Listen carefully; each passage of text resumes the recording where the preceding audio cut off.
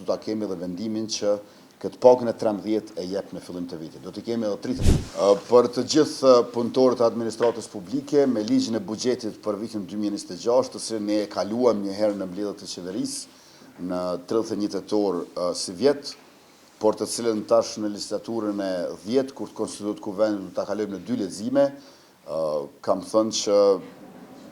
në këtë ligj të buxhetit parashihet paga e 13, kush punon 12 muaj në administratën shtetërore i ka 13 paga, por paga e 13 nuk merret në fund të vitit, në dhjetor në vitin 2026, por në vitin që nis nesër do të merret në fillim të vitit, pra varësisht kur konstituohet kuvendi dhe sa shpejt e formojmë qeverinë, por në mbledhjen e parë, përveç me vendimin për